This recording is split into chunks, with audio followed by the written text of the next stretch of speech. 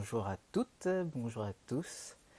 Alors, aujourd'hui, on va voir comment on fait un pendu. Donc, le pendu, vous connaissez le principe du jeu. L'idée, c'est de le reproduire en JavaScript. Alors, contrairement à d'habitude, on va avoir deux fichiers. On va pas démarrer de zéro. Il y a deux fichiers qui sont là, mais en fait, on va pas les utiliser au début. On peut faire tout le jeu sans ces fichiers. Et je vais les rajouter, ça sera pour agrémenter le jeu. Ils feront partie du code source à la fin, donc vous aurez accès à tout ça à la fin. Sinon, tout le reste, on va l'écrire et on va démarrer de zéro et on va avoir un jeu qui fonctionne sans ces deux fichiers et plus tard on les rajoutera.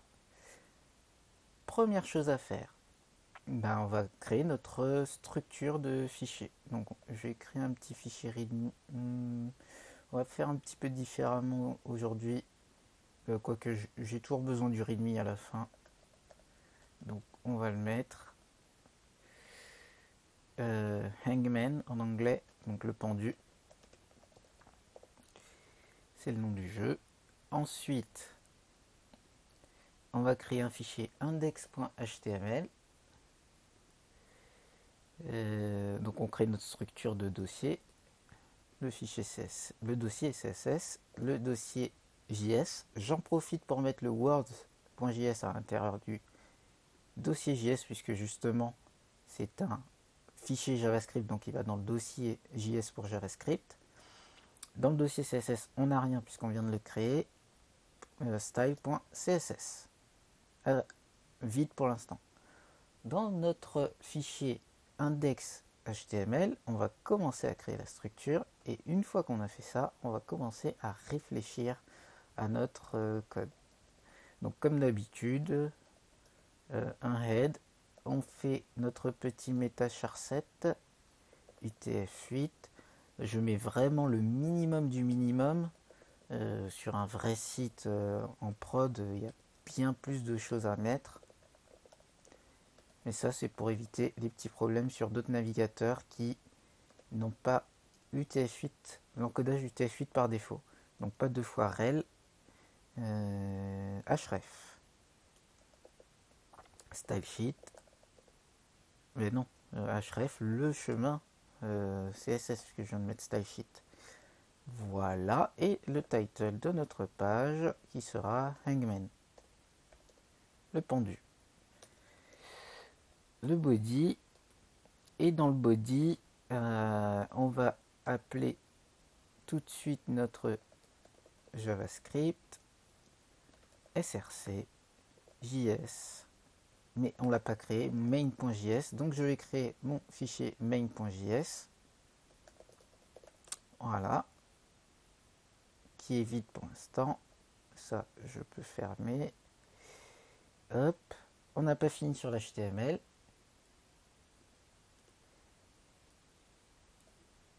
Et ensuite, on rajoute.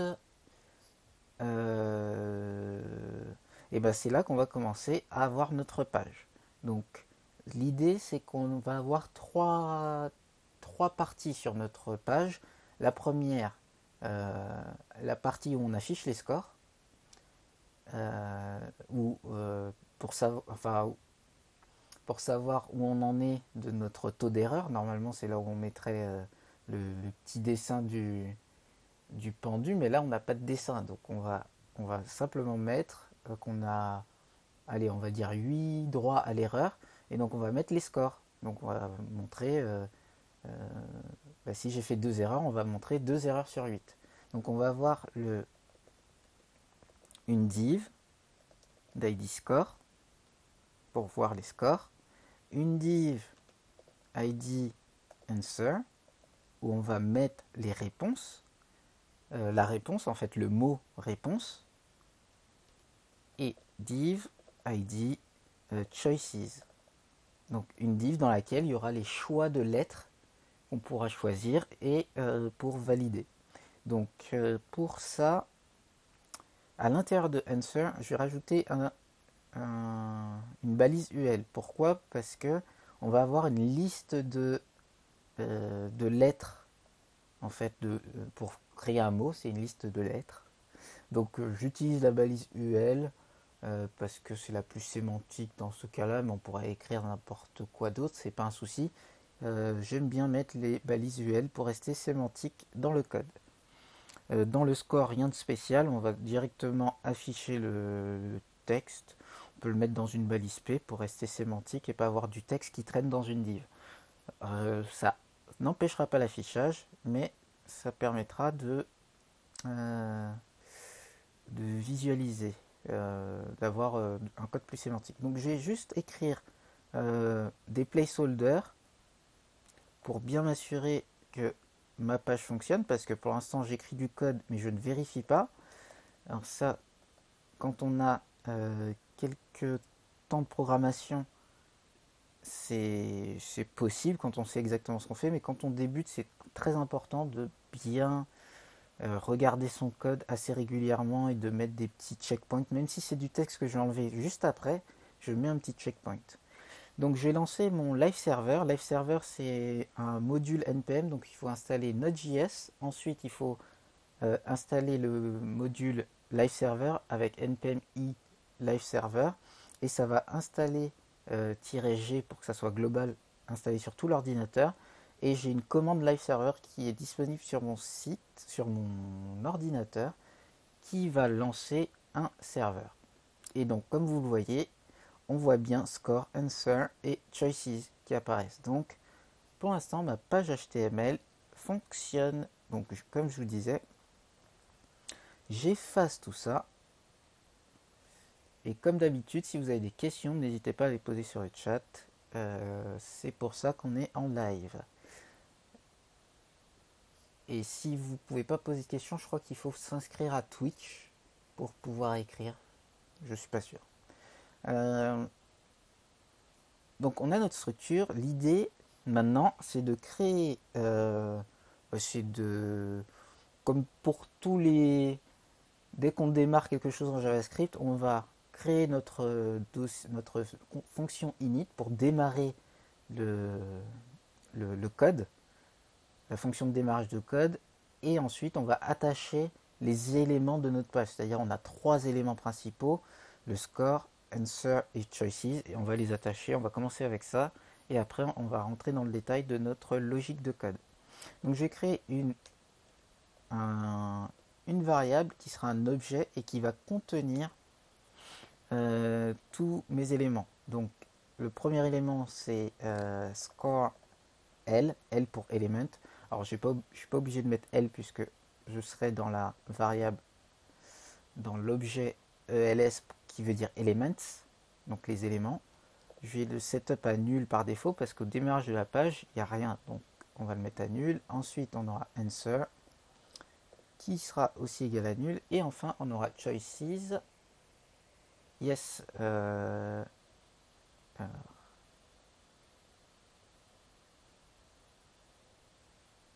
Hop. Voilà. Choices. Donc, je zoome un petit peu, ça sera plus clair pour vous. Donc, ELS, et n'hésitez pas à le répéter parce que souvent je vais zoom out et oublier de zoom in, donc n'hésitez pas. Donc, je setup les éléments à vide pour l'instant, mais je les mets en dehors d'une fonction, comme ça elles sont accessibles dans toute mon application, dans tout mon jeu. On n'est pas dans une application. Ensuite, je vais lancer le window onload. D'ailleurs, je me rends compte que je fais souvent onload et après j'utilise des add event listener. Sachez qu'on peut aussi utiliser add event listener comme ça, et qui attend une fonction init. Oups. Init. Puisque je ne l'ai pas encore créé, donc il sait pas. Donc je vais justement la créer à vide pour l'instant. Hop. Pas totalement à vide, je vais juste mettre un console log qui va me dire init. Ok. Et en fait, je vais prendre un petit temps là-dessus pour expliquer cette méthode, parce qu'en fait, je l'écris de différentes manières à chaque fois. Mais c'est toujours la même chose que ça. Donc window.onload égale init. Ça, c'est la manière dont je l'écrivais souvent. Mais en fait, c'est exactement la même chose. Ou sinon, window.add event listener load, virgule init, parce qu'on fait un appel à une référence. Donc c'est aussi la même chose. Ou sinon, donc same as, ou sinon, same as, point, le dernier qui manque, c'est le onload, est égal, et là on appelle une fonction anonyme qui appelle de manière claire, explicite, init. Parce qu'en fait, ici, dans ces deux cas-là, on n'appelle pas init, on ne met pas la parenthèse, mais en fait c'est le onload qui l'appelle pour nous. Donc là-dessus, ça c'est un sujet un peu plus complexe, ça peut être une vidéo totalement séparée. Si ça vous intéresse, je peux entrer dans le détail, mais si vous voyez dans les tutos différentes manières d'appeler des événements, c'est normal. En fait, en JavaScript, il y a plusieurs manières de le faire. Et chacune des manières a sa raison. La seule grosse différence, c'est le add event listener ou le onload. Pareil, en général, la manière... D'ailleurs, je vais plutôt proposer... Ouais, non. Pour ce tuto, on va rester à cette manière, elle est simple, elle est claire. Mais moi, en général, je vais utiliser celle-là pour aller vite. Ou si je veux être à jour, ça va être celle-là qui va être la plus récente, entre guillemets, manière d'écrire. Mais tous les navigateurs, enfin, oui, tous les navigateurs vont faire fonctionner chacune de ces fonctions. Ensuite, voilà, on a démarré. On va attacher tous nos événements. Donc, attach elements. Et on va faire else.score est égal à document.query selector dièse score. Donc pensez souvent à bien mettre le même nom que votre variable. Comme ça vous évite de vous rappeler ah, qu'est-ce que j'avais mis. Et regardez, moi je peux faire juste des petits copier-coller pour aller plus vite. Donc ça vient avec le temps de savoir comment nommer ces variables. Ensuite, ce qu'on va faire, c'est que je vais définir toutes les actions dont je vais avoir besoin pour faire le pendu. Donc on repense au pendu, n'hésitez pas à faire vos suggestions sur le chat. Première chose, quand je vais démarrer ma page, ce que j'aimerais bien avoir, c'est déjà choisir un mot. Donc, pick word. Donc, pick, c'est oui, choisir. Sélectionner un mot. Donc, on va choisir un mot. Ensuite, ce mot, va y avoir une chose. On va le transformer. Donc, ça, je vais le mettre juste après parce que c'est un peu plus complexe. Ensuite, on va afficher notre clavier. Donc, créer, sélectionner toutes nos lettres. Generate choices. Donc, générer toutes les lettres de l'alphabet pour avoir des choix. Ensuite, une fois qu'on a ça, on va afficher toutes ces informations. Donc, display word et display choices. Ensuite, donc on a affiché les choices, on va aussi display score. Donc le score qui sera à 0, enfin le score c'est plutôt les erreurs, j'appelle ça score mais c'est plutôt les erreurs. Et enfin, une fois qu'on a affiché tout ça, on va euh, écouter des événements. Donc listen mouse events. Donc écouter les événements de souris qui sont quand je clique sur une lettre, cette lettre va effectuer une action. Et donc listen to events, parce qu'il y a deux parties. Donc il y a les mouse events et il y a les keyboard events. Donc on va faire deux choses. On va faire le code fonctionner à la fois pour les avec le clic avec la souris, mais aussi avec le fait de toucher sur le clavier. Donc ça on l'avait pas vu dans les autres tutos. Ça va être intéressant de le rajouter. Et enfin, une fois qu'on a fait ça, eh bien on va check letter parce que on va vérifier la lettre parce que on va cliquer sur un élément qui va représenter une lettre ou on va toucher une touche qui représente une lettre. Donc on va vérifier si cette lettre fait partie du mot et si elle ne fait pas partie du mot, justement, on va préciser. Si elle ne fait pas partie du mot, on envoie, on ajoute au score if not in word, ajout au score, et si if in word, si c'est dans le mot, et ben ce qu'on fait c'est que on l'affiche, display letter, et si on a fini, et c'est là que ça on re-rentre dans une autre logique, donc if win, et ben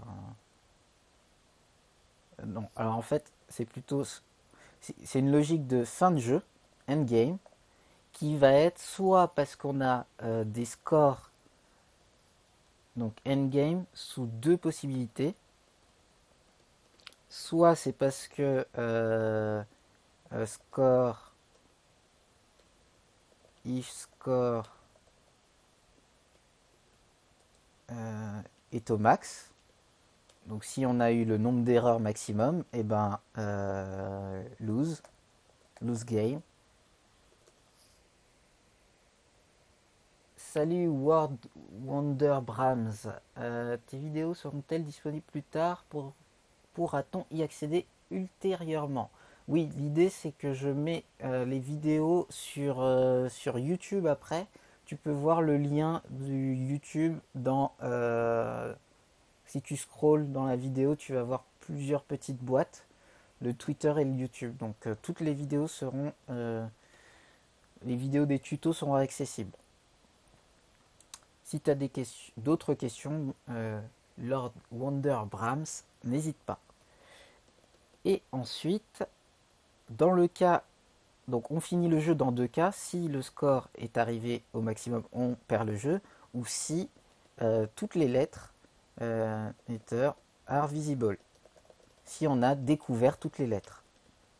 Et donc on win game. Voilà. Donc là j'ai défini... non, sois pas désolé, bonjour à toi. Là j'ai mis en place tout ce dont j'aurais besoin. Petit détail ici, je vais rajouter un petit truc qui pourrait être obscur pour ceux qui n'ont jamais codé, mais on va créer un duplicat, comment je vais appeler ça? Un mapping, voilà, un mapping de Word. Donc, create Word mapping. Alors le mot mapping en fait c'est un peu la référence, comment dire ça, une copie qui permet d'avoir plus d'informations. Oui, une référence en fait. C'est comme si quand vous lisez un livre, vous avez une petite astérix et cet astérix vous redirige vers le bas ou parfois vous avez des petits numéros en bas d'une page et vous allez tout à la fin dans le lexique pour voir à quoi correspond ce numéro, à quoi correspond le mot où il y avait le numéro. Ça vous donne des informations en plus sur la chose que vous recherchez. Et donc on va faire deux mappings. Le mapping de word de choices et le mapping de donc create choices mapping. Pourquoi? Parce qu'on va créer en JavaScript un équivalent de ce que l'on va voir en HTML. Comme ça nous évite de retoucher l'HTML de manière intempestive et simplement de manipuler un objet JavaScript. Si c'est obscur, on va le voir, mais je l'écris comme ça va permettre de créer plein de choses intéressantes au niveau de notre code et d'avoir un code beaucoup plus flexible. Donc, on va choisir un mot. Donc, pour choisir un mot, on pourrait utiliser une API, tout ça. J'ai essayé de regarder des API, mais j'en ai pas trouvé de gratuites et de simples à utiliser. On pourra voir plus tard dans un tuto plus difficile comment intégrer une API. Là, ce qu'on va faire, c'est qu'on va simplement créer une variable words avec un R. Voilà, words.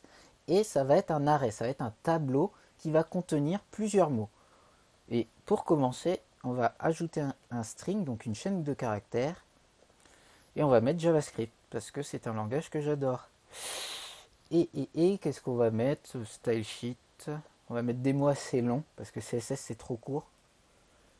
Ça va être les mots qu'on va deviner. Alors bien sûr, là, ils sont visibles. L'idée, c'est d'utiliser des mots qui existent et de faire une référence sur ces mots qui existent et de pouvoir les cacher et de les afficher au fur et à mesure du jeu. Et un dernier, des languages. Voilà. Je l'ai mis en anglais. Tout mon code, je le laisse en anglais. Mais comme vous voyez, j'explique tout en français. Alors, petite chose que j'ai pas vérifié depuis le début. Regardez, on a écrit du code et on a fait le init. J'ai mis un console log de init, ça serait bien de vérifier. Donc, je vais ouvrir mon inspecteur et je vais essayer d'augmenter la taille de l'inspecteur. Voilà. Et vous voyez, le init apparaît bien. Donc, ça veut dire, ça c'est bon, toutes les choses que j'ai mises depuis le début, ça fonctionne. Ça, c'est important de vérifier son code parce que après, enfin de vérifier que chaque étape, chaque fonction qu'on a créée est bien appelée parce que sinon on peut se dire bah, mon code fonctionne pas. Bah, la raison elle est simple, c'est parce qu'on n'a pas vérifié que la fonction qu'on appelait était bien appelée. Donc maintenant on va choisir un mot parmi la liste de mots. Donc je vais créer une variable cette fois qu'on peut modifier, Word, qui sera par défaut un string vide, donc une chaîne de caractères vide. Et je vais lui dire Word est égal à pickWord, la méthode, la fonction pickWord. Et donc je vais créer cette fonction, const pickWord, hop, et cette fonction, hop, ce qu'elle va faire, c'est qu'elle va prendre un chiffre au hasard. Elle va prendre un mot au hasard. Pour récupérer un mot au hasard, il faut récupérer un élément au hasard dans notre array. Yes.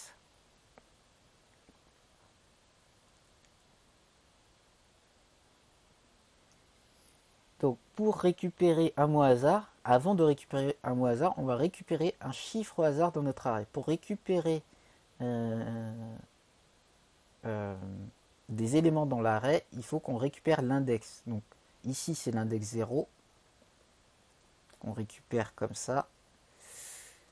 Words 0, words 1 et words 2. Voilà. Donc on a trois éléments, mais comme l'index commence à 0, le dernier élément, on y accède via le nombre d'éléments dans l'array moins 1, tout le temps. Donc ce petit détail va nous servir, parce que ici, ce qu'on va faire, c'est qu'on va créer une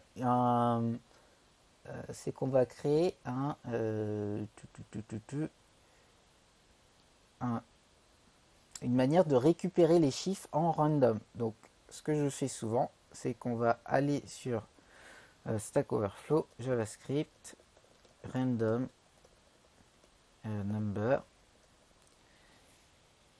Et sur Stack Overflow, il y a souvent ce bout de code qu'on réutilise et qui permet de récupérer. Alors, j'ai ma page qui prend un peu de temps à charger. Voilà, c'est bon, maintenant j'y ai accès. Et je vais rajouter cette fonction tout en bas. Je garde les commentaires. Je vais juste la changer et la mettre dans le style ES6. Je préfère. Hop. On relance ici. Et voilà. Donc maintenant j'ai une méthode qui me permet de récupérer un chiffre au hasard entre des chiffres, des chiffres que j'ai choisis. Donc je veux récupérer un chiffre au hasard entre 0 et 2. Et en fait, alors hop. Donc je vais prendre mon chiffre au hasard, random index, l'index de l'arrêt. Je vais prendre là le nom de la méthode, random int. Elle démarre de 0 tout le temps. Et au lieu de mettre 2, ce que je vais mettre words.length qui va me donner 3. Donc la longueur de l'arrêt, il y a bien 3 éléments, moins 1 pour tout le temps tomber sur un chiffre entre 0 et 2. Et ensuite, je vais return words.random index. Et random index sera égal soit à 0, soit à 1, soit à 2. Donc maintenant, j'ai mon mot. Pour m'assurer que j'ai bien mon mot, ce que je vais faire un petit console log. Juste après, on essaye de vérifier chaque chose qu'on fait une fois qu'on l'a faite et pas trop tard parce que sinon on oublie. Et regardez, on a bien le word language qui apparaît ici. On rafraîchit la page et on a bien style sheet. Je rafraîchis plusieurs fois et vous voyez qu'à chaque fois que je rafraîchis, on a des mots qui changent entre les 3 mots qu'on a choisis. Donc on a bien récupéré un mot au hasard. Maintenant, on va faire, avant de faire le word mapping, on va faire aussi la même chose avec la génération des choix. Donc, on va générer les choix. On va créer une... on va créer une variable const choices.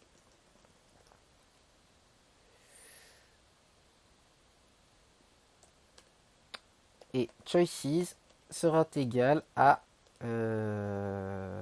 generate choices. Donc les choix qu'on va générer, en fait, ça va être les lettres de l'alphabet. Pour faire, en fait, si on voulait faire simple, on aurait pu faire ça. Je vais vous montrer. Pour faire simple, on aurait pu faire la chose suivante, qui est totalement valide. Je vais dans mon HTML et je rajoute LI et je mets le A. Je mets le B, le C et ainsi de suite et je rajoute toutes les lettres de l'alphabet. Voilà. Et ça fonctionne. Je vais avoir accès, je vais pouvoir voir mes lettres de l'alphabet. Sauf que je suis développeur, je suis feignant et je vais profiter de mes petites connaissances en code pour générer toutes les lettres de l'alphabet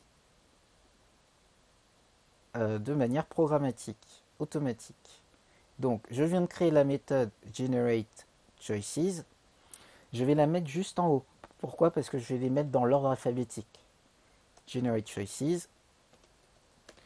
Sauf pour le init qui va tout le temps rester en haut parce que c'est la méthode la plus importante, c'est celle qui démarre tout. Donc je la mets au début de mon code, comme ça je la vois. Donc generate choices, ce qu'on va faire, c'est qu'on va prendre, en fait on va utiliser la beauté du, on avait déjà vu ça, HTML character table, non, ASCII character table. Vous pouvez taper ça sur Google. Voilà, j'avais déjà cherché le premier lien. Et si vous regardez, l'ordinateur, en fait, il ne connaît pas les lettres. Lui, il crée un mapping d'ailleurs, un mapping de chiffres qui représentent les lettres. Donc le A majuscule, c'est le 65, le A minuscule, c'est le 97. Et vous regardez, le Z, c'est le 90. Donc en fait, de 65 à 90, on a toutes les lettres de l'alphabet. Donc maintenant qu'on sait ça, on va faire une boucle qui démarre de 65 et qui arrive à 90. Et hop, on revient sur le code.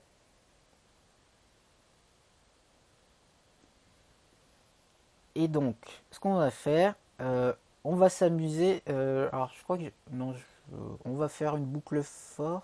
Alors, const let. Bah, si on fait une boucle for, donc let index est égal à 65. On va démarrer à 65. Tant que index est inférieur ou égal à 90, puisqu'on va s'arrêter à 90, et à chaque itération de la boucle, on va ajouter 1 à l'index. Donc l'index va faire 65, 66, 67, et ainsi de suite. Et donc on passe d'un chiffre à un autre, et on va créer const choices est égal à un arrêt vide, et on va mettre choices.push, c'est-à-dire qu'on va ajouter à chaque élément de l'arrêt un élément qui va être la lettre, et cette lettre, on va y accéder via cette petite méthode string.fromCharCode qui va nous permettre de récupérer un string, donc une chaîne de caractères, donc une lettre, à partir d'un code du caractère code. Charcode, c'est le caractère code, c'est le site qu'on vient de voir, ASCII caractère table que j'ai tapé. Donc c'est le caractère code. Et index, comme il va passer de 65 à 90, à chaque fois j'aurai une nouvelle lettre. Une fois que j'ai fini la boucle, à la sortie de la boucle, je return choices. Donc si je return choices, je vais à la base, à la source de generate choices. Alors ce que je viens de faire là, pour ceux qui... J'ai sélectionné generate choices et j'ai fait commande D. CTRL D, je crois. Alors, attendez. Ah, bon. Je crois que pendant le stream, en fait, mes raccourcis fonctionnent un peu bizarrement. Mais sous VS Code, vous faites commande ou CTRL D et ça va vous permettre d'accéder aux autres éléments de votre... aux autres éléments. Ensuite, donc Generate Choices, je reviens dessus et on va faire un petit console log pour s'assurer que ça a bien fonctionné. Parce que là, on code dans le noir et il faut jamais coder dans le noir. Alors là, j'ai un problème. Const choices, c'est un let et pas un const parce que je le réassigne. Et vous voyez, maintenant, on a généré toutes les lettres directement. Voilà. Grâce à cette petite ligne de code. On revient sur notre code. Voilà. Et on décommande ça. Maintenant, on va créer le mapping de chacun de ces mots. L'idée du mapping, c'est de créer une version qui a plus d'informations et qui référence le mot par défaut. Donc, on va créer une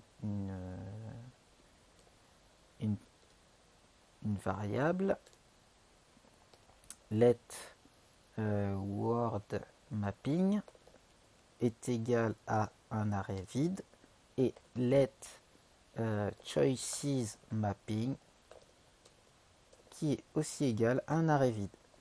Donc le plus simple, ça va être de commencer par le choices mapping. Donc on va faire choices mapping est égal à get choices mapping. On va créer cette fonction. Et cette fonction, en fait, on va lui envoyer comme paramètre. Non, non, on va pas lui envoyer de paramètre, puisque, oh, quoi que si. Le paramètre, c'est choices. On lui envoie choices en paramètre. Ouais. Et ensuite, donc get. Alors, comme je disais, dans l'ordre alphabétique, donc get choices mapping est égal.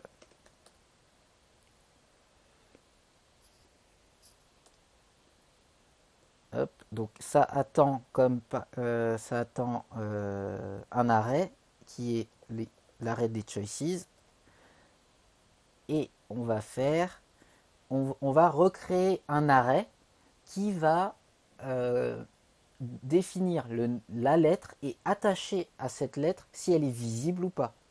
Et par défaut, toutes les lettres sont visibles. Donc ce qu'on va faire, c'est choices mapping est égal à choices, qui est un arrêt. Donc on peut utiliser la méthode map.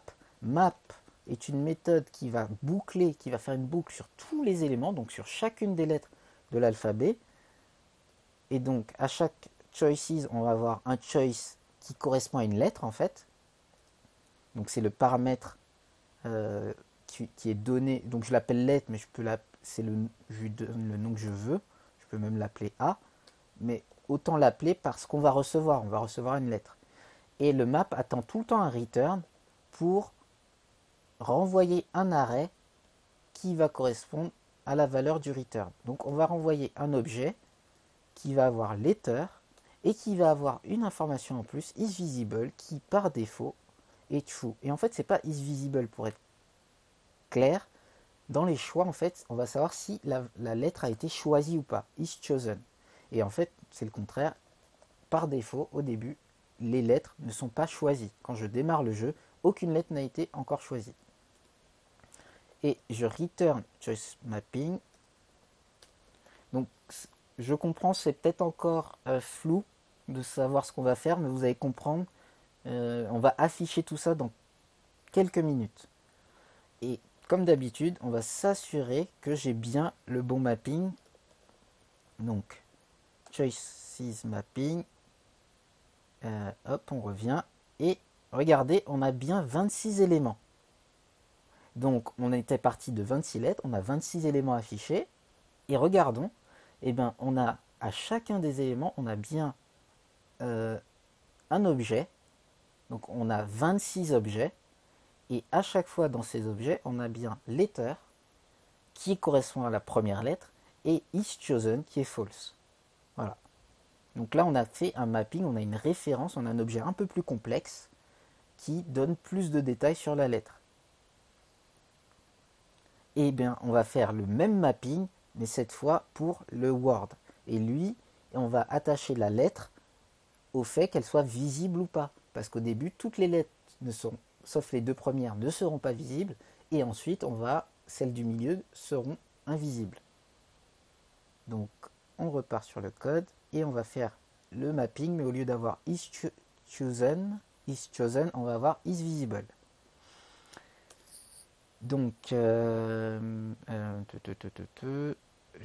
commente ça, j'en ai plus besoin. Alors, je le laisse parce que je veux pas.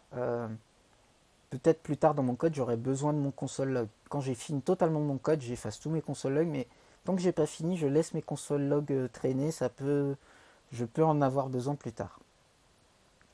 Par contre, je les décommande pour qu'ils m'embrouillent pas la vue quand je commence à coder. Donc, est-ce qu'on a créé word mapping? Ouais, on a créé word mapping qui est bien un arrêt. Word mapping est égal à get word mapping. Donc, et on attend en paramètre word. Donc je vais créer cette méthode, cette fonction. Hop, const get word mapping est égal à donc une fonction qui attend comme paramètre word, qui est un string. Et là, c'est différent. Là, dans choices, on avait déjà un arrêt. Cette fois, on a un string. Donc pour refaire on va refaire la même chose en fait. Sauf que là, il faut d'abord transformer Word en string. Pour faire ça, il y a une méthode en JavaScript. Donc je vais avoir Word qui devient un array, Word array. Et bien, on a une méthode de string qui s'appelle split et on va euh, décomposer le mot en array.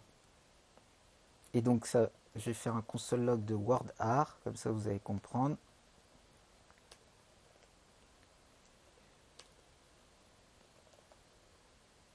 Et on a aussi Word. Oups, comme ça on va voir les deux. Je vais lancer le code, on va voir tout ça à la fin, comme ça m'évite de dézoomer. Et ici on reprend la même chose. Donc plutôt de le copier-coller, ce que j'aime bien faire c'est le réécrire, comme ça rentre bien.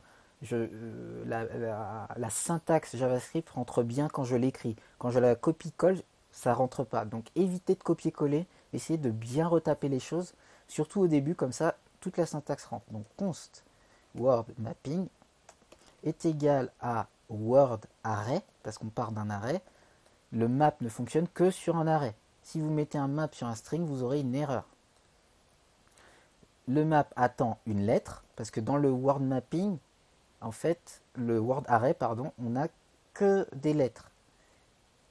On a un array de lettres, un tableau de lettres. Et ensuite, on va faire un return qui va retourner un objet. Cet objet, il va avoir letter. Letter comme ça, c'est l'équivalent de letter. C'est un shortcut. Donc vu que ça a le même nom que ma clé, alors ça m'évite d'écrire 2.letter. Avant, on écrivait tout le temps 2.letter. Ça, c'est le nouveau JavaScript, le S6, qui permet de faire ça. Et enfin, isVisible, que je mets à false cette fois par défaut. Je veux que toutes mes lettres, alors attention, pas toutes mes lettres, mais on va aller dans le détail un peu plus tard, parce que j'aimerais afficher quelque chose au plus tôt. Je return word mapping, je remonte tout en haut, et je fais un console log de mon word mapping pour m'assurer. Alors ce que je fais ici, c'est que j'écris en string exactement la variable que je vais printer. Pourquoi? Parce que cette fois, je vais afficher 3 variables différentes. Donc comme ça me permet de voir quelle variable je suis en train de mettre dans le console log. Donc quand je lance, on se rappelle l'ordre logique des choses, c'est que j'appelle get word mapping. Word mapping appelle en premier le console log word_ar, et à la fin, une fois qu'on a return la value, on revient à word mapping et là on fait le console word mapping. Donc c'est pour ça qu'il est dans cet ordre là. Donc on a bien stylesheet word array devient un array. Comme pour les lettres au début, on a un array de toutes les lettres séparées. Donc c'est grâce à la méthode split qu'on vient de voir. Et enfin, on fait le word mapping qui reprend la même chose. Letter, ça reprend chaque lettre. Par contre, isVisible, c'est false. Maintenant, on va traiter tout ça avec des méthodes de display pour afficher enfin tout ce qu'on est en train de faire. Et maintenant, je vais garder le code je vais garder le split, mais je vais augmenter la taille de texte du code.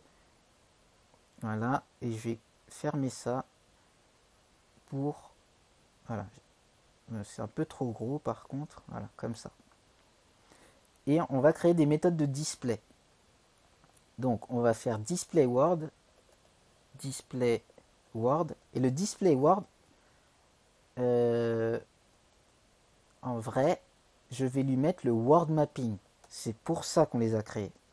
Et dans le display choice, je vais lui mettre le choices mapping. Donc display choice.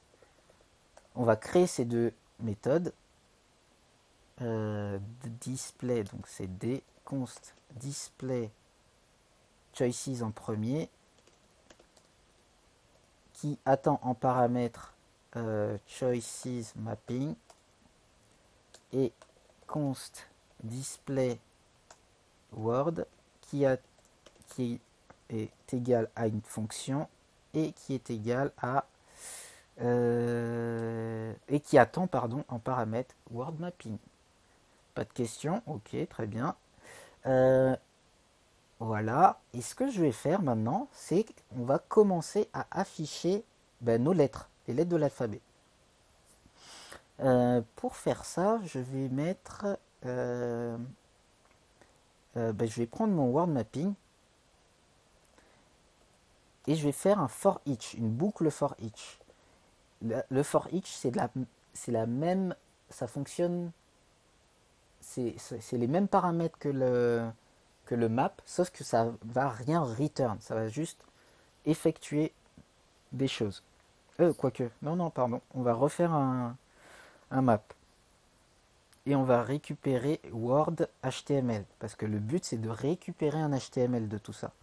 Donc dans Word HTML, pardon, un map et pas un for each,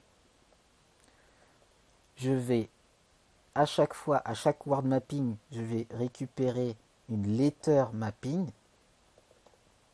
puisque dans word mapping, on a à chaque fois une lettre.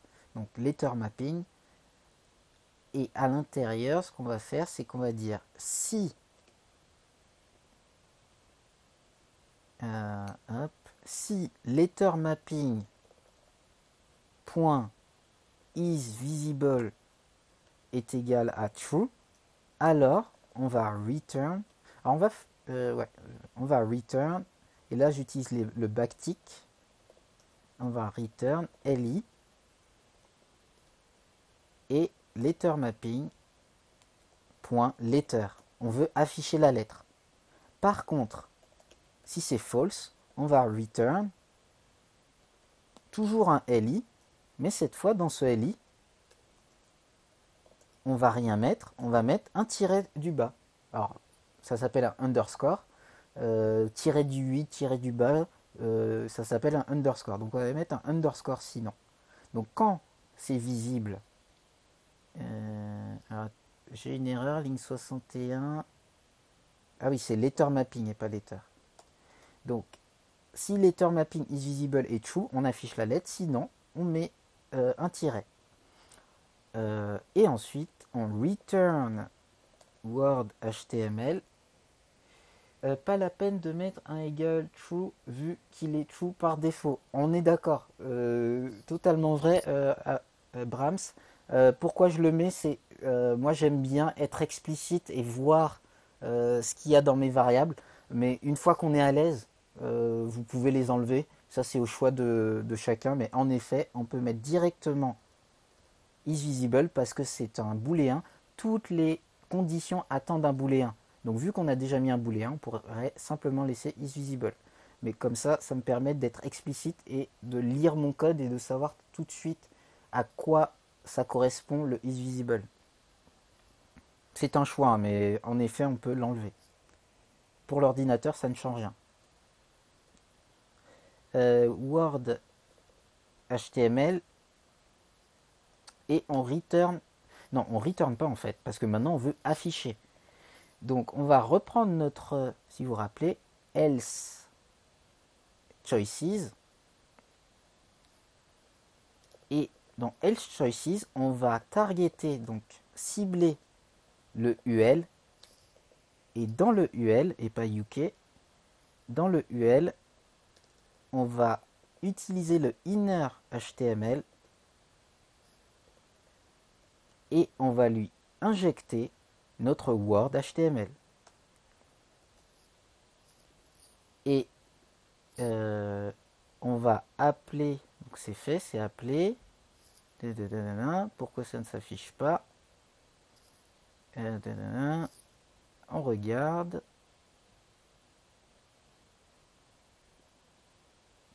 Je regarde.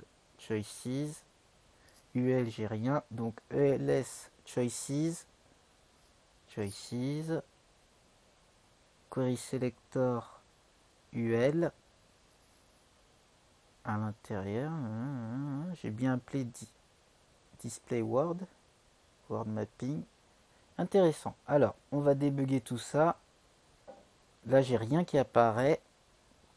Word HTML. Est-ce que, justement, mon Word HTML, il me retourne quelque chose. Word HTML. Donc, j'ai bien tous mes LI dans le Word HTML. Ok. Donc ça, c'est bon. Inner. Oui. Inner HTML. Voilà, pardon. Voilà. Donc, inner HTML, c'est tout en majuscule. Et regardez, à chaque fois, CTRL F5, des fois, je tente... Oui, en fait, si tu regardes, en bas à gauche, il y a un R. Commande R, c'est que je suis en train de faire refresh. Donc, je le faisais depuis tout à l'heure. Et en plus, j'ai un live serveur, donc normalement... oui, je le dis pas, mais je le fais. Vous pouvez le voir avec les petits affichages des commandes que je fais. Ensuite, donc ça c'est bon, mais vous voyez, il y a une petite virgule qui apparaît à chaque fois. C'est parce que on récupère un arrêt et qu'on print un arrêt dans l'HTML. Et par défaut, JavaScript il sait le faire, mais il va envoyer la virgule. Donc cette virgule, on veut l'enlever, on veut envoyer un string, une vraie chaîne de caractères. Donc split, rappelez-vous, au début on a utilisé split qui prenait un mot et le transformer en arrêt. Et bien join c'est le contraire, on va transformer un arrêt en string. Et comme ça, on a bien les lettres à la suite. Là, elles sont de haut en bas. Ce que je vais faire très rapidement, c'est que je vais aller dans dièse, dans mon CSS. Je vais faire dièse choices. Je suis dans le choices ou... Ouais, choices. Je vais prendre le UL et dans le UL, je vais dire display inline block. Voilà. UL, et je vais targeter les LI, pardon. Voilà. Et on va leur donner une petite margin donc de 10 px pour les séparer un petit peu parce que sinon elles sont toutes collées en fait, on dirait une ligne mais en fait non. Voilà, donc je mets ça de côté, on va y revenir et je vais aussi afficher mes choices. Donc choices, display choices, on va refaire la même chose et donc on va faire const choices HTML est égal à choices mapping.map. Dans le map, on attend en paramètre une fonction. Cette fonction a elle-même en paramètre la choice letter mapping, puisque dans chacun des choix, ce sont des lettres. Et cette fois, les lettres, ce qu'on va faire, c'est que si une lettre if letter mapping.is chosen, si la lettre n'a pas été choisie par défaut, elle n'est pas choisie. Si la lettre n'a pas été choisie, alors je vais return li la lettre, tout simplement. Alors, pardon. Je vais pas mettre A, sinon ça va mettre tout le temps A. Je vais mettre letter mapping point letter. Voilà. Point virgule. Sinon, je return li et toujours letter mapping, le même. On retourne la lettre, on veut la voir tout le temps visible, sauf que letter, ce que je vais faire, c'est que je vais rajouter une classe disabled pour rendre le texte de couleur un peu opaque, pour qu'il soit un peu moins visible, qu'on voit. En fait, on va le rendre un peu transparent, comme ça on sait qu'on a déjà cliqué dessus, il n'y a pas besoin de recliquer dessus. Et ensuite, on va, pas de return, encore une fois, on va display, donc on va appeler l'HTML, ELS. Cette fois, on va aller dans choices, .query selector, toujours le UL, inner HTML avec une majuscule, et on récupère le choices HTML .join pour éviter les virgules à la suite. Tout est undefined, super. Alors, qu'est-ce qui s'est passé? Letter mapping, letter. Je vais display. Donc j'ai appelé choice et pas choice mapping, c'est pour ça. Voilà, donc j'ai toutes mes lettres qui apparaissent. Et non, j'ai appelé 2 fois choices. Là c'est Word, c'est sur Word. Answer, pardon. Voilà. Voilà, comme ça on a 2 choses bien séparées. Et ici on a la même idée, donc answer LI directement, il n'y a pas besoin de mettre le UL. Voilà. Maintenant on a nos lettres qui s'affichent. Super. J'ai ajouté justement cette. Alors, j'ai ajouté cette classe disable, mais maintenant on va voir ce mapping dont j'ai tant parlé. On va le tester. Je vais cette fois mettre par défaut toutes les lettres visibles pour m'assurer que tout fonctionne. Et donc dès que je rends les lettres visibles, vous voyez, elles s'affichent toutes. Donc j'ai juste à mettre false ou true et elles s'affichent. Ensuite, donc on laisse à false. On va revenir dessus dans pas longtemps. Ensuite, quand donc déjà mon disabled que j'ai créé, je l'ai pas, que j'ai écrit, je ne l'ai pas créé dans le CSS. Je vais mettre opacity .3. L'opacité va de 0 à 1 et on la met .3, c'est comme 0.3. L'ordinateur reconnaît le .3. Donc j'ai créé une classe disable. Maintenant ce que je vais faire, je vais dire que toutes mes lettres ont été choisies. True. Et ce que ça va faire, regardez, hop, elles sont un peu transparentes maintenant. Donc là, maintenant j'ai géré mon HTML en touchant uniquement au JavaScript. Donc ce que je peux faire maintenant, c'est que je vais mettre toutes ces méthodes de côté. Quoique, il manque encore un petit truc avant de mettre les méthodes de côté. Donc je commande ça. Dernière petite chose, c'est que dans le word mapping, c'est que uniquement quand c'est la première lettre, donc on va faire un let is visible est égal false par défaut. Donc ici je reproduis exactement la même chose. Ok, c'est toujours la même chose puisque is visible c'est false et là is visible égale false. Donc ce que je rentre dans is visible c'est toujours false. Ça va, Julie, c'est assez gros comme ça quand même, même si parce que c'est important que je garde la partie visuelle à gauche.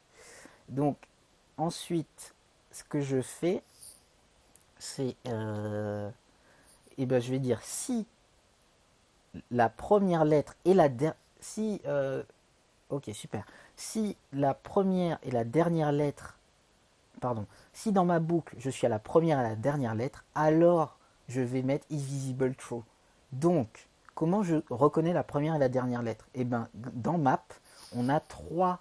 D'ailleurs vous pouvez aller array map MDN. Si je vais sur la documentation d'array map sur MDN, il va nous dire que le array map attend 3 paramètres. On va en utiliser que 2.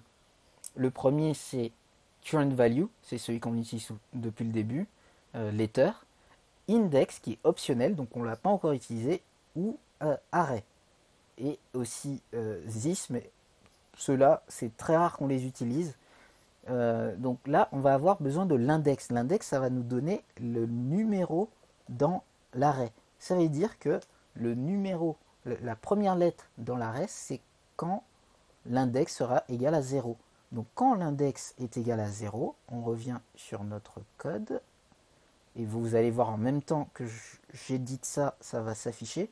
Quand c'est égal à 0, je mets isVisible est égal true. Et regardez ici, je vais sauvegarder mon code. Boum, la première lettre apparaît.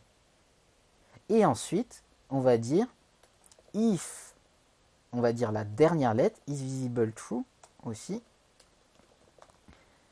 Quand c'est la dernière lettre, on va faire index est égal à à wordAr.length moins 1. On se rappelle que la longueur de l'arrêt, c'est toujours moins 1. Et vous voyez la dernière lettre apparaître aussi tout le temps.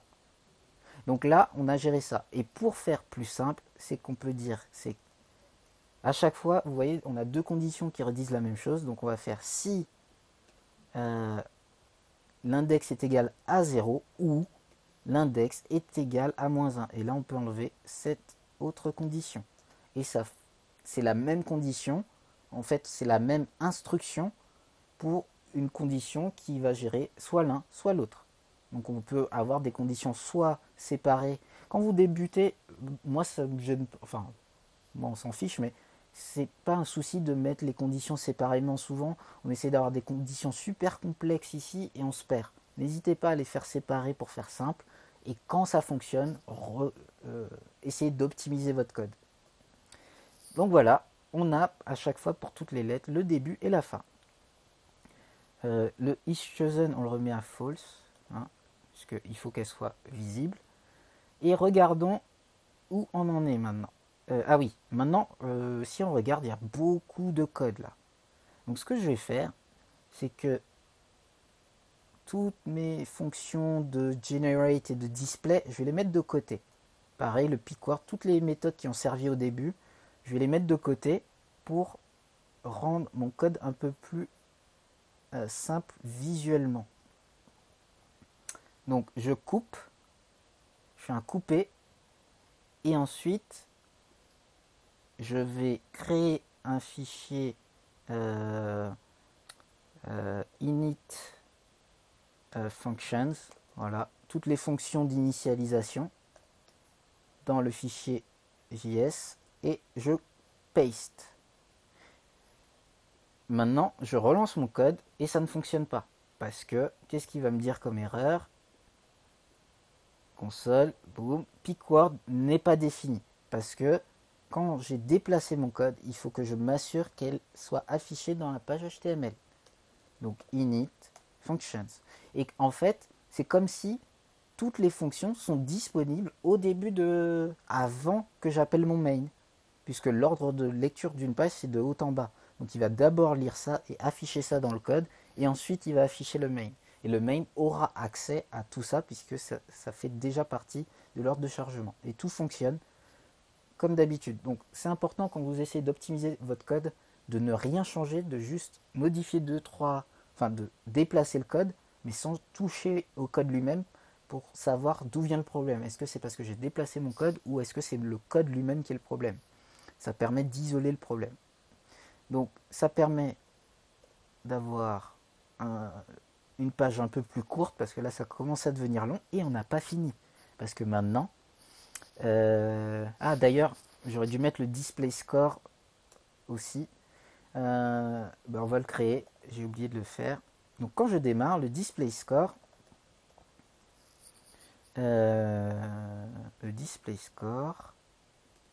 va le créer, const display score, et on va le changer de fichier juste après. Ce qu'il va faire, c'est que par défaut, il va me mettre 0 sur 8.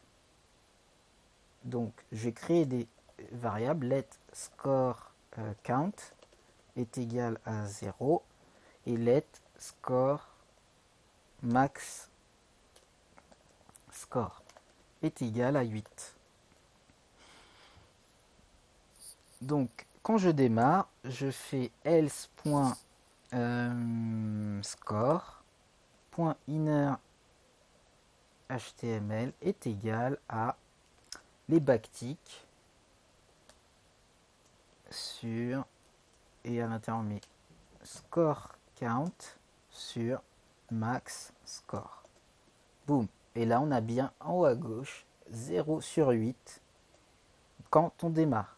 Donc hop, je coupe et je pose ça display score, donc dans l'ordre alphabétique qui va se mettre là. Voilà. Tout fonctionne comme avant. Maintenant, c'est là qu'on va commencer. Donc vous voyez quand même tout le setup qu'on a mis. Dans ce setup, certes c'est long, Mais derrière, il y a plein de choses de tous les maps, tous ces trucs-là, toutes les boucles qu'on a vues, c'est super important à comprendre. Donc c'est pour ça que je passe par tout ça, parce qu'en termes de connaissances de développeurs, ce sont des choses très très importantes, je trouve. Euh, et comme je vous ai dit, cette partie-là, vous auriez pu directement le mettre dans l'HTML. Et maintenant que c'est disponible dans l'HTML, on va écouter les événements. Donc l'événement qu'on va écouter, c'est on va faire document.query. Non, pardon, on va récupérer l'élément donc els.choices. Sur choices, on va add un event listener qui sera le click. Et sur le click, on va mettre euh, une fonction anonyme. Cette fonction anonyme, elle attend le event. Dans event, on a accès à l'objet target. Si on a accès à l'objet target et la seule chose qu'on va faire, c'est aller sur l'objet target, et bien ce qu'on va faire, c'est qu'on va faire une déstructuration directement parce que je sais déjà que j'aurai besoin que de l'objet target. Et ce qu'on va faire, c'est qu'on va dire... Alors, je vais revenir sur l'HTML parce que ça va être important. On est dans Choices. Ok. Et dans le Choices, on va avoir A, B, C et ainsi de suite. Ce que je veux, je viens d'attacher un événement à Choices. Mais en fait, un événement click. Pourquoi 8? Tu n'as pas fait 10 images? Ouais, j'en avais fait 10, mais en fait, je reviens à 8. Voilà, c'est tout. Parce qu'il y avait des images que j'ai trouvées un peu... Et 8, 10, ça fait un peu long, je trouve. Euh, donc, que je revienne. Oui, donc quand je vais cliquer, j'ai mis un événement sur tout choices et je vais targeter, uniquement les LI. C'est uniquement quand le LI sera cliqué que le reste va s'activer. Et souvent, ce qu'on fait en JavaScript quand on démarre, c'est qu'on va attacher un événement à chacun des LI séparément. Vous pourriez faire ça, sauf qu'on ajoute beaucoup trop d'écouteurs d'événements à plein d'éléments dans l'HTML et ça peut faire des memory leaks si on en met trop. Donc vaut mieux en attacher un et il va écouter tout ce qui est à l'intérieur de lui et il va s'effectuer uniquement si on clique sur un LI. Donc, si c'est complexe, en fait, pour ceux qui en ont déjà fait, c'est plus simple à comprendre. Mais pour les autres, faites cette technique, c'est la plus efficiente, je dirais, la plus efficiente. Ouais. Donc, on prend le target, et si le target matches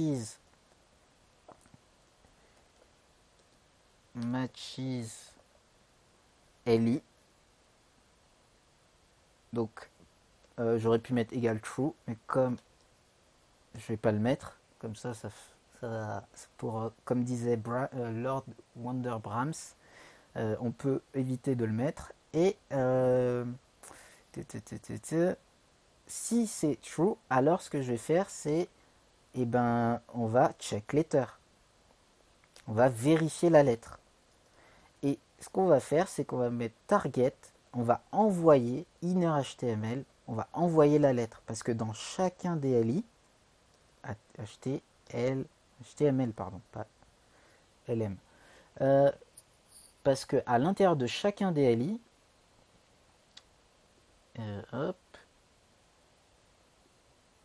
vous voyez, on a directement la lettre. Donc on va envoyer dans checkletter la lettre à vérifier. Et maintenant, on va créer cette variable, enfin cette fonction, qui est une variable en fait, checkletter, qui contient une fonction. C'est une variable qui contient une fonction. C'est la beauté de JavaScript, on peut transformer tout et n'importe quoi. Donc checkletter qui attend letter. Ce qu'on va faire, c'est qu'on va faire un petit console log pour vérifier letter. J'avais mis 10h30, mais je pense qu'on va plutôt finir à vers 11h. Et quand je clique, on va dans la console, on vérifie. J'ai cliqué sur le M, c'est bon. Le E, le A, le Z, c'est bon. À chaque fois que je clique, j'envoie check letter. Super. Et bien maintenant, je vais aussi faire le keyboard event. Je vais m'assurer que ça fonctionne avec le clavier. Et là, c'est un peu différent. Par contre, ce qu'on va s'assurer de faire, c'est que on va s'assurer qu'on envoie tout le temps la lettre au final. Pour que check letter, il a tout le temps, il reçoit tout le temps la lettre et quel que soit l'événement, il va faire la même opération avec deux événements totalement séparés. Donc pour ça, on va faire ah oui, document. Donc sur le document, on va attacher un événement, add event listener. Ça, faut faire attention de ne pas attacher n'importe quoi comme événement. Le key down, c'est quand on fait une key, donc c'est une touche qu'on appuie vers le bas, down, key down. Quand on met une touche vers le bas, key down. Avant, il y avait le key press qui est, on va dire, un peu mieux, mais il est déprécié, donc on ne l'utilisera plus. Sur le key down, pareil, on a un event qui... un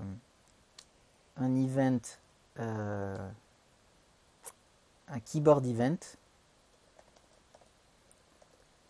un event de type keyboard, et ici on a un mouse event, et dans le keyboard event, on a le EVT key code, et donc de la même manière, je vais faire une déstructuration pour récupérer directement key code dedans. Et key code, vous allez voir, ça va nous rappeler des souvenirs. Key code. Voilà, donc je sélectionne ma fenêtre. Donc je suis dans le document, dans toute ma page. Oups, je suis dans toute ma page ici, dans mon document. Et je vais commencer à taper sur mon clavier. Là, je vais commencer à taper A. Ensuite B, C, D, E, F, G, H, I, J, K, L, M, N, O, non, M, N, O, P, Q, R, S, T, U, V, W, et les trois dernières lettres sont X, Y et Z. On retrouve exactement le caractère code qu'on avait au début. Donc, pour transformer des lettres, des chiffres en lettres, eh ben on avait ce petit bout de code au début. Ah bah il est dans l'autre fonction. Donc init functions. Bon, je la connais, mais hop. String from char code. Hop. Qui correspond à letter. Letter. Sauf que là, on va pas avoir index. Index n'existe plus dans ce cas-là. Ce qu'on va mettre, c'est keycode. Et maintenant, on va faire un console log de chacune de ces lettres. Donc de letter, pardon. Hop, on rafraîchit. Et regardez, je tape A.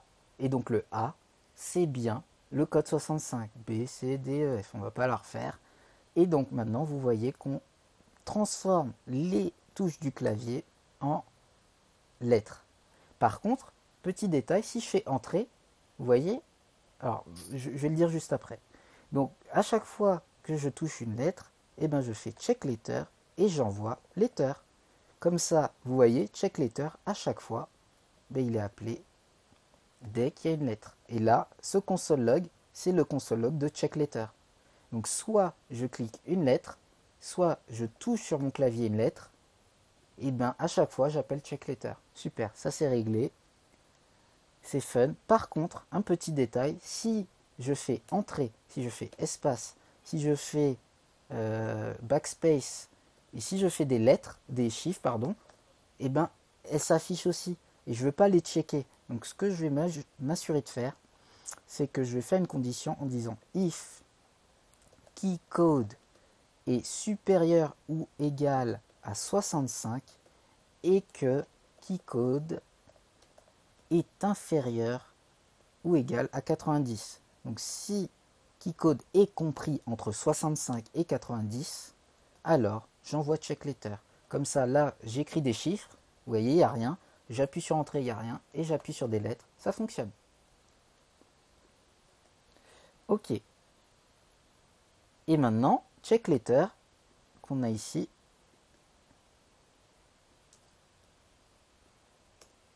et ben, on va faire tout ce qu'on a dit. Si le mot, si la lettre n'est pas dans le mot, on ajoute un score. If. Donc, pour vérifier que la lettre n'est pas dans le mot. En fait, à chaque fois qu'on prend une lettre, on va traverser tout le word mapping et on va vérifier si c'est dans le mapping ou pas. Donc on va créer une variable flag qu'on dit de type flag, c'est le nom qu'on donne, je ne sais plus trop pourquoi, qui va nous permettre de nous dire si la lettre est dans le mot. Donc is letter in word. True par défaut. Alors qu'est-ce que je vais mettre par défaut? Par défaut, bon, on va laisser true, je vais voir après, je ne sais pas trop. Je vais faire une boucle sur word mapping et cette fois on va utiliser for each et pas map. Parce que je vais traverser chacun des éléments, letter mapping de P, et je vais dire si letter mapping point letter est égal à letter, alors, eh ben, qu'est-ce qu'on fait à ce moment-là? On va lui dire que letter mapping point is visible est égal à true. Donc ça veut dire qu'à ce moment-là, à chaque fois que je passe dans ma boucle, si cette condition est vérifiée, ça veut dire que la lettre que je viens de taper est dans le mot. Donc is letter in word égale true. Donc par défaut, je vais mettre false. Ça veut dire que si je fais toute ma boucle et que je n'ai pas... on va faire un console log parce que je vais beaucoup parler. Et le plus simple, c'est de regarder le console log qui va nous dire exactement ce qui se passe. Is letter in word, on print is letter in word avant et après. Donc, before loop, after loop. Et donc, ici, le mot c'est style sheet. Je vais faire exprès d'appuyer sur le A qui n'est pas une lettre. Donc, avant la boucle, ça va être false.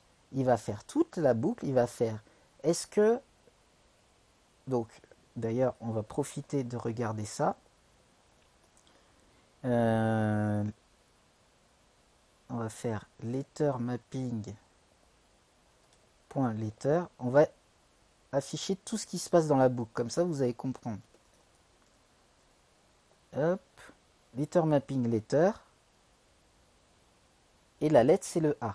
On recommence. Alors, la lettre, c'est le B maintenant.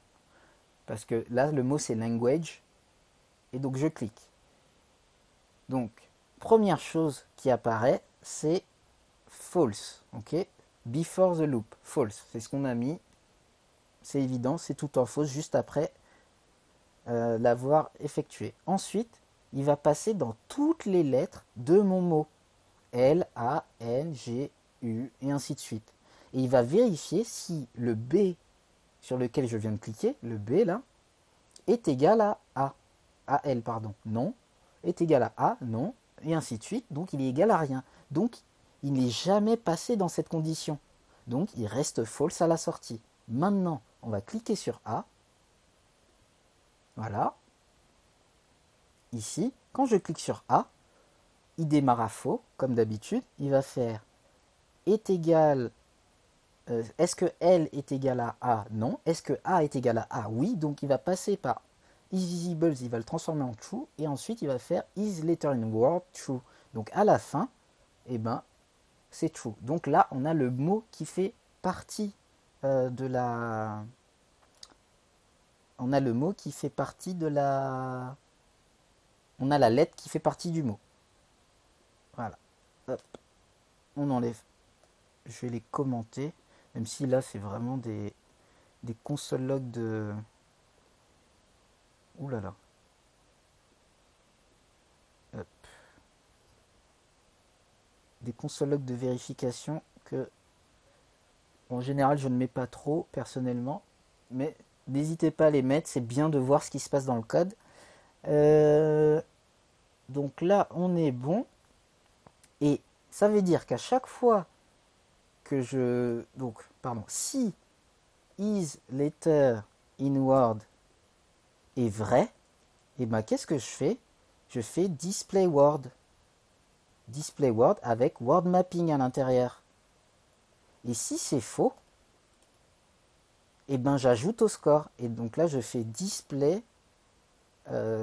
donc, je fais score count plus, j'ajoute 1 à score count, et ensuite j'affiche display score.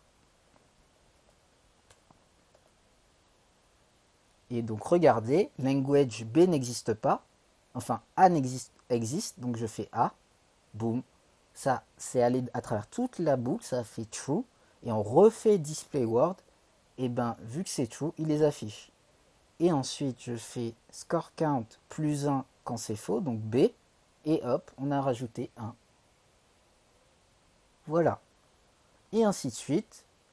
Et autre partie qu'on a oubliée, c'est que quand la lettre a été cliquée, je vais traverser mon choices map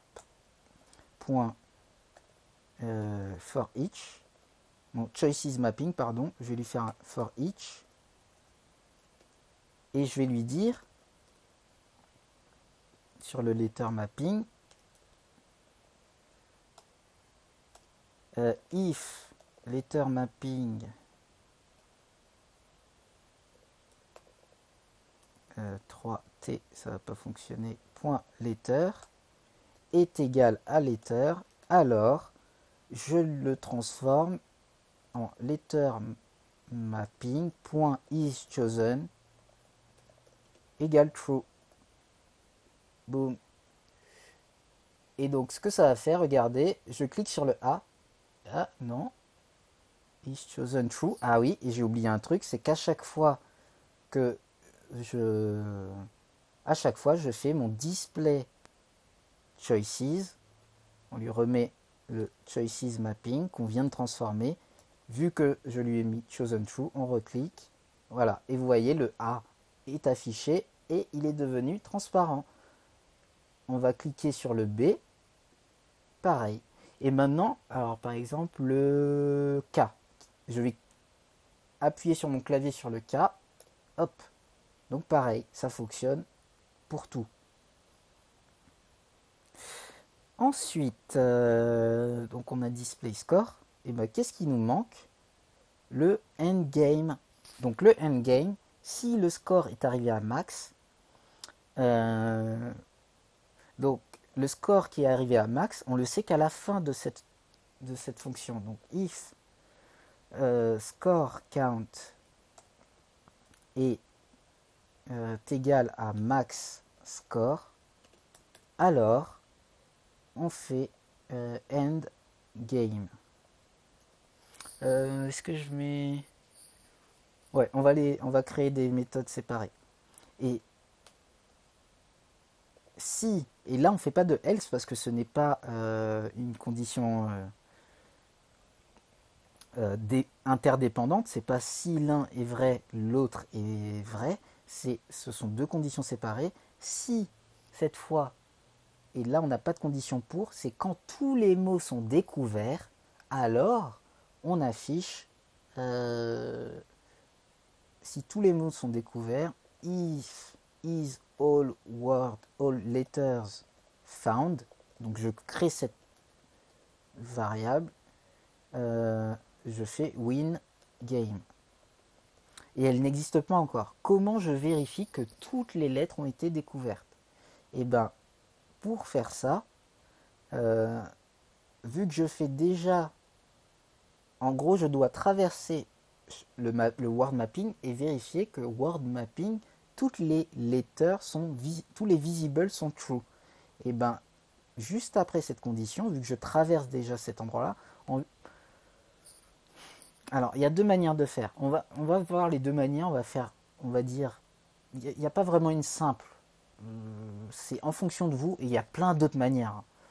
Mais je vais dire une des manières, c'est de faire juste après la vérification ici, si isLetter isVisible est égal à false.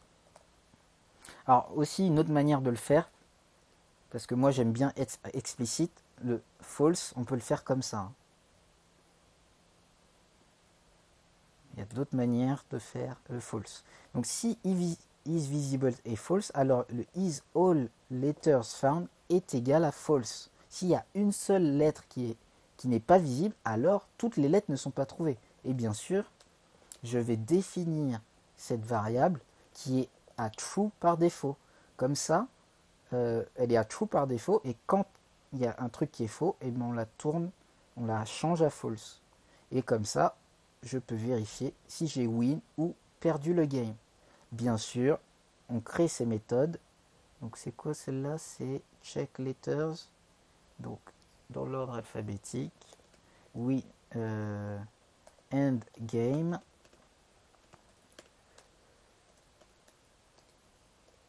Je suis un peu OCD sur mes obsessive compulsive disorder. Ouais, c'est ça. J'aime bien avoir mes méthodes, mes fonctions dans l'ordre alphabétique, comme ça je peux les retrouver facilement. C'est une habitude qu'on prend pour une fois qu'on a des codes, des lignes de code tellement longues, pour se retrouver c'est plus simple. Ensuite, endgame. Ce que je vais faire quand je finis le jeu, je vais récupérer document.querySelector all. Je vais aller sur le body et je vais lui changer son style.backgroundColor et je vais lui mettre rouge. Voilà. Quand tu as perdu, tout l'écran devient rouge. Autre chose, quand on a perdu,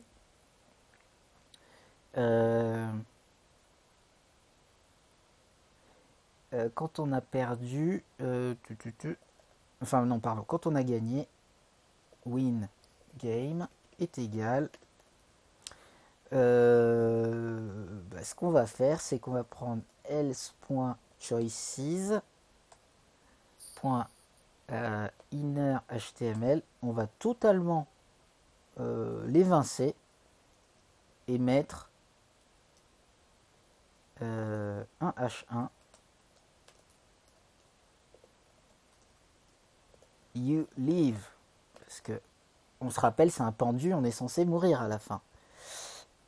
Et on va faire le contraire. Si on a perdu, you dead bro. Voilà. On va tester la mort. J'appuie. Ah, alors. Oui, c'est pas selector all, c'est selector. Voilà. J'ai mon style.background, ça doit être bon. On réessaye. J'arrive à 8. Boum. Voilà, ça change bien mon texte. Je refais. Language. Donc je vais le taper sur mon clavier. Language. Il ne reconnaît pas quand je suis arrivé à la fin. Wingame is all letter found. Ça aurait dû transformer par you live. Tu vis. Donc il y a une erreur ici. Is all letters found. If. C'est pas letter, c'est letter mapping. C'est pour ça. Donc language, j'écris sur le clavier. C'est bon, ça fonctionne.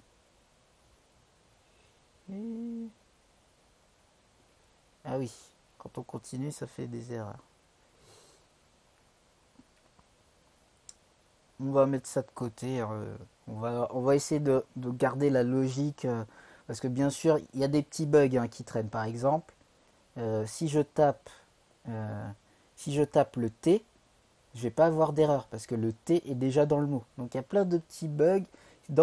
Si vous voulez de votre côté améliorer le truc, là on essaye de faire un code assez rapide et bah au final, si je regarde bien, bah, on a fini le jeu. Donc JavaScript, voilà, j'ai gagné. Language, j'ai gagné et je vais faire exprès de me tromper. Je vais faire B en permanence et voilà. Par contre, moi ce que je veux rajouter, c'est avoir des petites images à la place. Euh, Parce que c'est un peu moche, hein. Enfin, ça va rester moche, hein, pour être honnête. Mais, ah oui, je vais enlever ça. Moi, ce que j'aimerais avoir dans les scores, c'est pas le texte, mais c'est avoir mon vrai pendu qui s'affiche et qui tourne. Donc, je vous avais dit au début de... que j'avais créé un dossier image. Et ce dossier image, il a plusieurs images. Et donc, l'image 1 comme ça, l'image 2 qui est la composition des éléments, et l'image 8, la dernière, voilà, il a son téléphone. Je ne sais pas pourquoi j'ai mis un téléphone. Peut-être on appelle son ami pour lui dire je vais mourir d'étouffement, mais je pensais à toi. Euh, et donc on a 8 éléments. Et ce que j'ai fait, j'ai bien nommé chacun des éléments. 1, 2, 3, 4, 5, 6, 7, 8. Vous allez voir comment on va utiliser ce petit élément entre guillemets ingénieux à notre avantage. Eh bien, notre méthode DisplayWord, on va revenir dessus. Et non, pardon, DisplayScore. Notre DisplayScore, en fait, ce qu'on va faire, c'est pas ça. On va faire, hop, ici, on va commenter ça. Et à chaque fois qu'on va cliquer sur DisplayScore, on va afficher une image. Cette image, on va lui mettre un src avec un alt. Toujours mettre le alt, Eggman. Et dans le alt, on va mettre img slash img 001.png. Donc regardez, je rafraîchis. Et là, on a bien la première image. Si on met 8, on a bien la dernière image. Eh bien, ça c'est variable. Donc, je vais mettre score count. Parce que score count va être 1, 2, 3, 4, 5. Sauf que quand on démarre, score count, il est égal à 0. Et l'image 0 n'existe pas. Donc on a une erreur. Donc ce qu'on va faire, tu dessines aussi bien que moi. Ah, on est des artistes peintres. Et donc, je me reprends. Quand je fais des blagues, j'oublie où j'en suis. Donc,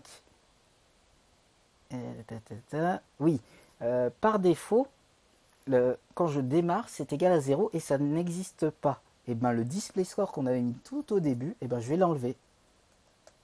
Mais par contre, il est rappelé. On va tester. Maintenant, c'est quoi style sheet? Donc le B n'existe pas. Je vais taper B sur mon clavier. B, B, B. Alors, on va réduire juste après. B, B, B, B, B. Voilà. Et you dead. Alors, maintenant, ça fonctionne. Sauf que, alors, 25 minutes, et ben on va faire le CSS maintenant. Parce que, bon, c'est comme ça qu'en général je code. Je fais toute ma logique, toute la partie, on va dire, difficile. Et une fois que c'est fait, j'enchaîne sur le CSS de manière importante. On a fait un petit peu de CSS depuis le début, mais là on va faire du vrai CSS lourd. Donc à la base je voulais faire une version. Donc en fait la version que j'ai préparée en amont, je l'ai faite avec Flexbox. Là vraiment on a dépassé le temps. Donc je vais pas le faire avec Flexbox. Je vais faire ouais, quoique. On va le faire avec Flexbox, c'est assez simple. Mais je vais pas trop expliquer. je vais aller directement. Je vais y aller directement. Première chose que je vais faire, c'est que je vais décommenter le JavaScript. Pourquoi? Parce que je vais créer une structure. Je vais m'assurer que ma structure fonctionne telle que j'ai envie de l'afficher. Donc dans mes divs, il n'y a rien pour l'instant. Eh bien, je vais aller dans mon CSS et je vais nommer mes divs. Donc on a la div score, on a la div ID choices et on a la div ID answer. Et ce que je vais faire, c'est que je vais leur donner une couleur. Donc background green, blue et red. Ok, on voit rien pour l'instant parce que ce sont des divs vides, il n'y a rien dedans. Par contre, on va commencer à mettre sur le body un display flex. Et là, on va commencer à voir apparaître certaines choses. Dans le score, on va lui donner une hauteur, height, de 100 VH. Le VH, c'est le viewport height. Viewport, c'est le document. Donc, on va lui donner une hauteur à 100% du viewport, de la hauteur du viewport. Sauf que il est vide, donc on va lui mettre un padding de 10 px. Comme ça, il va avoir quelque chose à l'intérieur. Donc comme ça, il prend toute la place. Donc normalement, on ne devrait pas scroller. Et en fait, la raison pour laquelle ça scrolle, c'est parce que ça fait 100% du viewport. Sauf qu'autour, là, on a une margin qui est mise par défaut par le navigateur, qui est sur le body. Et bien cette margin, on va l'enlever. Voilà, la margin du body, vous voyez le truc orange là, elle est sur le body. Écrit ici là. Ah mince, je peux pas. Je peux pas le sélectionner en même temps. Je sais pas si vous l'avez vu. Mais c'est sur le body. On va le voir ici. Hop. Sur le body, voilà. Vous voyez body apparaître ici. Donc on est sur le body, on a la margin. Et bien cette margin, on va la mettre à 0. Sur le body déjà, ça serait mieux. Hop. Et maintenant, il n'y a plus le scroll bizarre. Alors ça, c'est le scroll des Apple, mais qui est un peu... c'est un truc élastique, mais en soi, sur la page, sur la partie blanche de la page, il n'y a rien. Donc maintenant, on a notre score qui fait la hauteur de toute notre page. Ensuite, vu qu'on est sur un display flex, on va lui mettre un flex grow de 1. Et donc il va prendre toute la place. Il va prendre toute la place, moins la place des autres éléments. Sauf que maintenant, ces éléments, je veux qu'ils prennent de la place, mais surtout, je veux qu'ils soient de haut en bas. Parce que le flex, par défaut, il est en display row. Il va de ligne en ligne. Donc, chaque élément s'ajoute sur la même ligne. Et donc, pour l'instant, c'est bien. Donc, je vais créer un autre élément qui va entourer ID wrapper. Ici, on indente. L'indentation, c'est très important, j'en ai pas parlé. Pardon. Wrapper.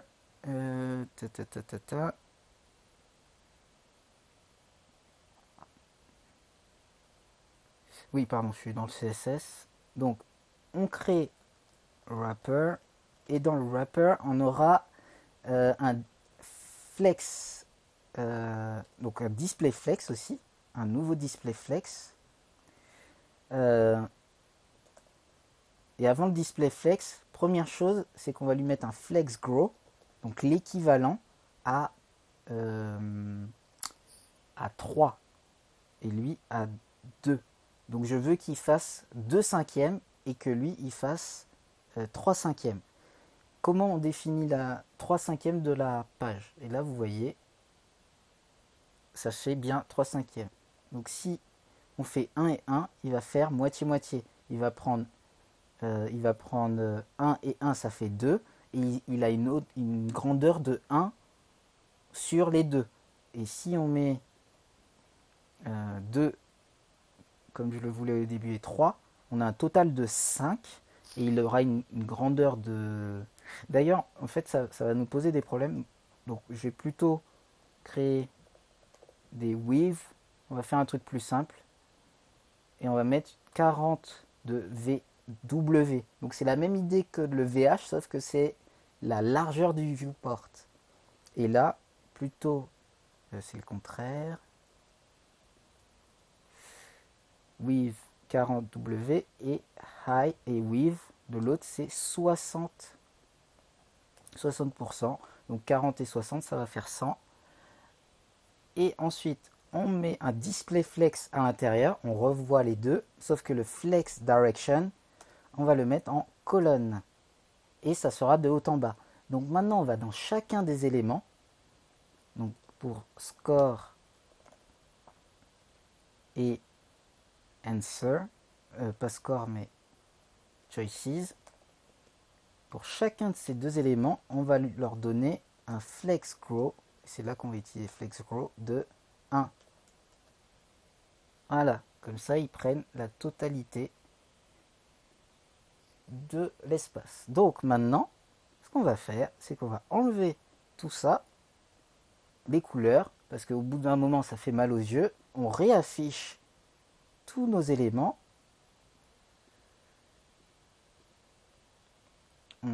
Je redécommande mon JS et tout va s'afficher. Et maintenant, je commence à cliquer. Alors, ce qu'on va faire aussi, c'est qu'on va réduire ici right. Hop. Bon, j'ai plus ainsi, comme ça. Voilà. Je découvre mes raccourcis. Voilà. 2 tiers, 1 tiers, on va réduire parce que sinon on va quasiment rien voir. Et maintenant on va jouer style sheet, j'écris avec, voilà, ça fonctionne. Je vais faire des erreurs, B, B, B, B, B, et voilà. En fait il y a un truc que j'ai oublié de faire, c'est que quand on perd, donc on va réouvrir un peu on va réouvrir un peu. Quand on perd, j'ai oublié de rajouter un truc qui nous affiche toutes les lettres. Donc on va repasser à travers le word mapping. Point for each. On va faire une version... ouais, c'est bien le word mapping. Hein. On va faire une version simplifiée où on va directement w.isVisible est égal à true pour tout. Comme ça, dès qu'on se trompe de mot, donc je remets les anciens mots.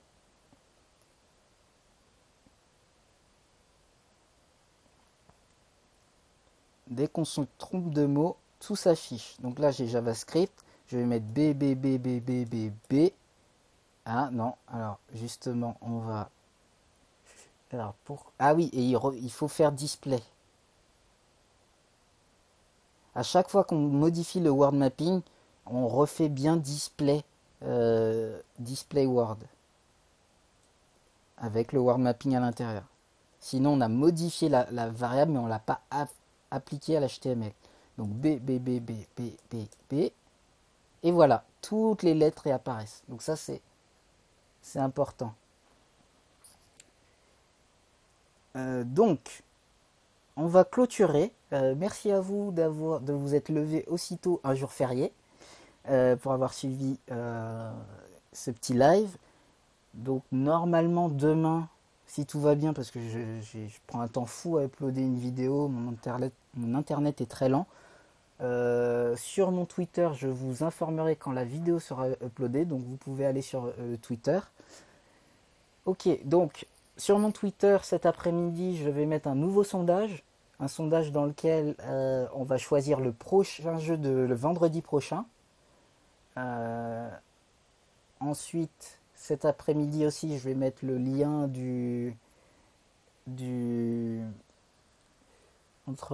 cet après-midi, je vais aussi mettre le lien du GitHub. Et normalement demain ou dimanche, je vais mettre le lien de la vidéo YouTube qui sera exactement le replay de ce qu'on vient de voir. Pour ceux qui démarrent, qui sont vraiment été largués parce que c'est assez complexe, je vous conseille d'essayer de faire une chose, simplement la partie du mapping où on prend toutes les lettres de l'alphabet, on fait un mapping et on les affiche sur HTML et à chaque fois qu'on clique dessus, elles disparaissent. Rien que cette partie-là, à chaque fois que je clique sur une lettre, elle disparaît. Rien que cette partie-là, ça serait cool que vous puissiez le mettre en place. Pas avec le clavier. Si vous arrivez à faire ça, en termes de JavaScript, c'est assez cool. Et vous apprenez pas mal de choses à travers ça. Et c'est assez simplifié. Pour le reste, pour ceux qui sont un peu plus avancés, ben, pourquoi pas essayer de tout faire et de corriger certains bugs. Par exemple, si je clique sur le T et voilà, je clique sur le T, il apparaît dans le mot, mais normalement, il devrait s'afficher, il devrait me donner une erreur. Donc, plein de petites conditions à rajouter. De votre côté, essayez de rendre le jeu un peu plus fourni ou de commencer à votre manière. Sur ce, je vous souhaite un très bon week-end et une très belle journée avant le week-end. Et à bientôt. Sachez que je fais des lives tous les jours, donc du lundi au vendredi pendant le confinement, qui sont soit des lives comme ça où j'avance sur mes projets de 9h à 10h, soit des lives tutos que j'annoncerai sur mon Twitter, en général mercredi, vendredi, mais peut-être qu'il y en aura un peu plus la semaine prochaine. Merci, bon week-end à toi aussi et à bientôt.